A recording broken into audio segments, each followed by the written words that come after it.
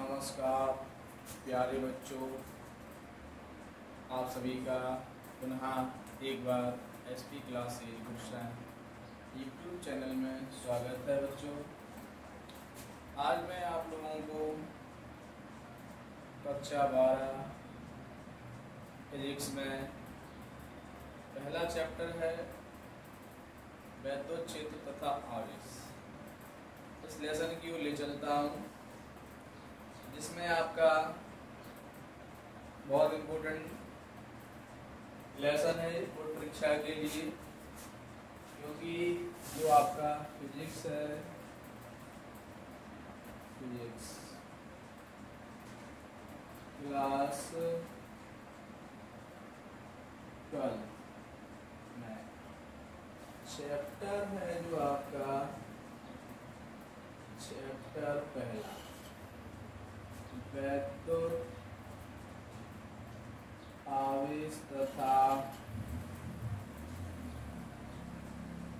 क्षेत्र, ये आपका पहला अध्याय है बच्चों। अभी आपकी 2025 में एक डेरिवेशन आया था इसी लेसन से 5 नंबर में, जो बिल्कुल मैंने सटीक बताया था कि इस लेसन से आना है। तो प्यारे बच्चों, एक बार चैनल को शेयर कर दें, वीडियो लाइक करें, कमेंट करें और चैनल को सब्सक्राइब कर ऑल प्रेस पर जाएं। अच्छा, तो मैं बच्चों आप लोगों को एक ही बता रहा हूँ कि क्वेश्चन है आप सभी के किस टाइप की आती है, इस लेसन में दिया क्या क्या है, जैसे कि परिभाषा क्या है, इसमें वैद्युत आवेश है। इस लेसन का जो पैटर्न है वो क्या क्या है, वैद्युत आवेश के प्रकार हैं, वैद्युत आवेश के प्रकार, ठीक है। अध्यारोपण का सिद्धांत भी है इस लेसन में, अध्यारोपण का सिद्धांत है, वैद्युत आवेश है, वैद्युत आवेश संरक्षण का नियम है। अगला है कूलॉम का नियम, बहुत इम्पोर्टेंट है प्यारे बच्चों, कूलॉम का नियम है। वैद्युत क्षेत्र है, वैद्युत बल रेखाएं हैं,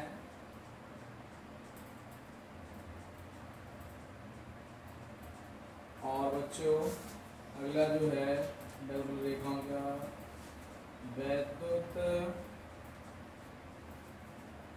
बल रेखाओं के गुण हैं, ठीक है। अगला है जो आपका परिभाषा में क्या है, वैद्युत क्षेत्र की तीव्रता है, वैद्युत क्षेत्र की तीव्रता। अगला जो नाम है बिंदु आवेश के कारण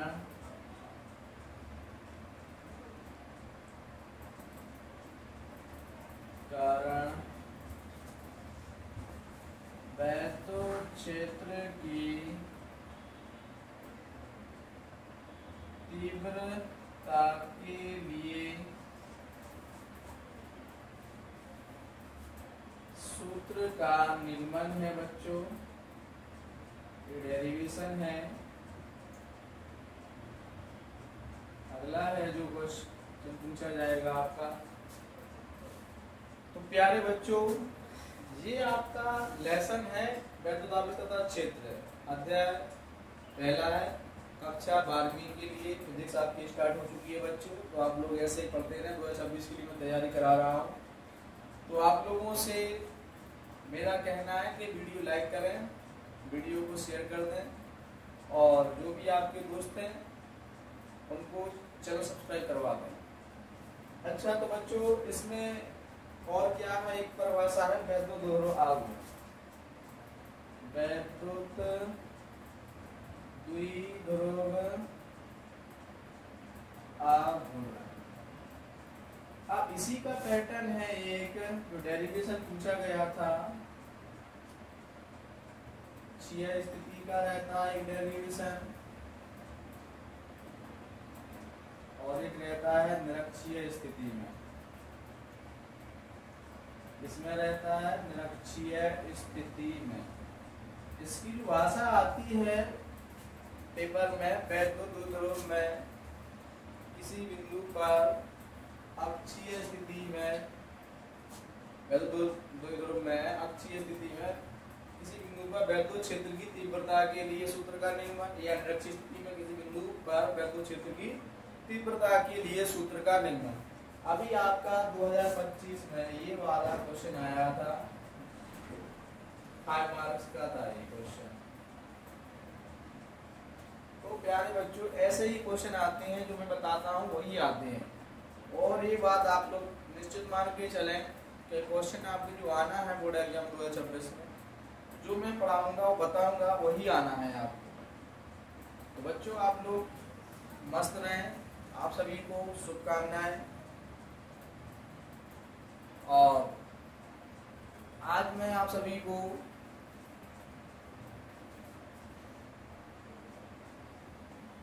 एक परिभाषा है, बहुत इम्पोर्टेंट है, कूलाम के नियम, कूलाम का नियम बोला जाता है जिसको। तो कूलाम का जो नियम होता है उसको समझा रहे हैं हम। ये है, बहुत इम्पोर्टेंट है कूलाम का नियम, वेरी इम्पोर्टेंट है, ठीक है। तो जो कूलाम का नियम जो होता है बच्चों, इससे संबंधित आपके सवाल लगते हैं बहुत ज़्यादा, ठीक है, और बहुत ज़्यादा इसका उपयोग भी है इसका सवालों में।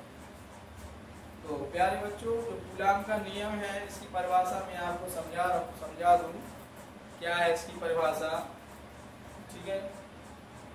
तो इसकी जो परिभाषा है, जो कूलाम थे वो कहाँ के थे, फ्रांस के थे। फ्रांस के वैज्ञानिक हैं। इन्होंने दो बिंदु आवेशों के बीच में जो आकर्षण या प्रतिकर्षण बल लगता है उसके लिए एक नियम दिया था, सन 1785 में दिया था ये नियम।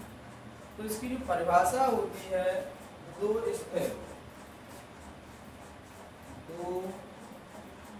स्थिर बिंदु आवेशों के मध्य लगने वाला आकर्षण या प्रतिकर्षण बल, ठीक है, दोनों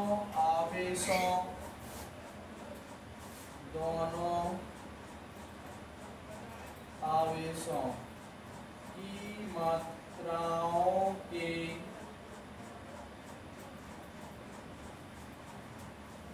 गुणनफल के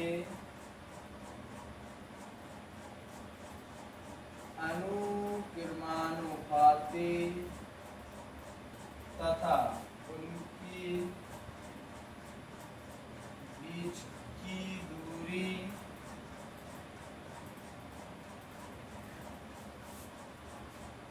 के वर्ग के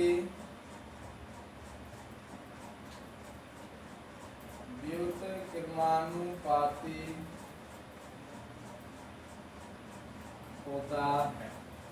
ये आपका कूलाम के नियम की परिभाषा है प्यारे बच्चों। क्या है, दो स्थिर बिंदु आवेशों के मध्य, दो स्थिर बिंदु आवेश क्या मान लेंगे इस प्रकार से, ये है दो स्थिर बिंदु आवेश, एक हो गया, एक भी हो गया, यानी कि आवेश क्या मान लेंगे, -q1, एक पे q1 और एक पे q2 के बीच लगने वाला आकर्षण बल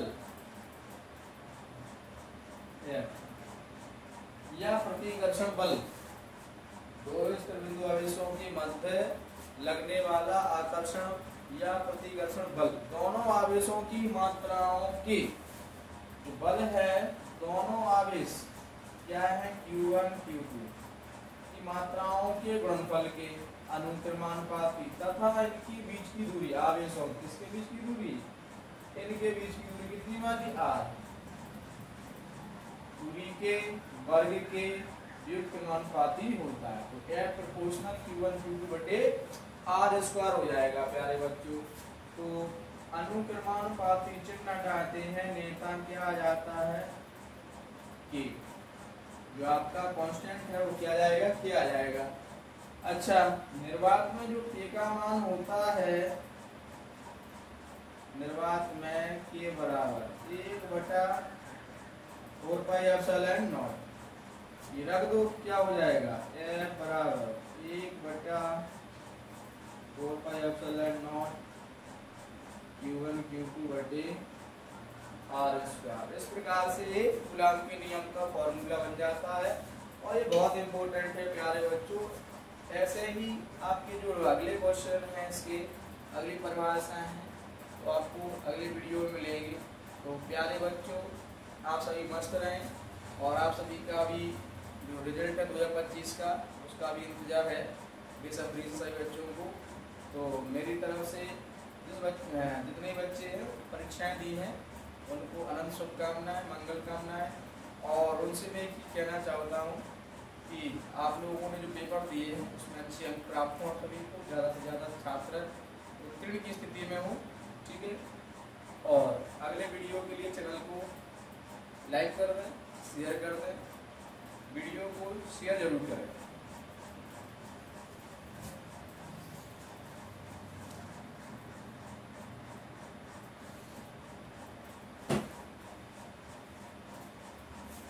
इसका जो फॉर्मूला आया था वो क्या आया था, f बराबर 1/4 pi epsilon not Q1 Q2 बटे r स्क्वायर, ये आया इस प्रकार से।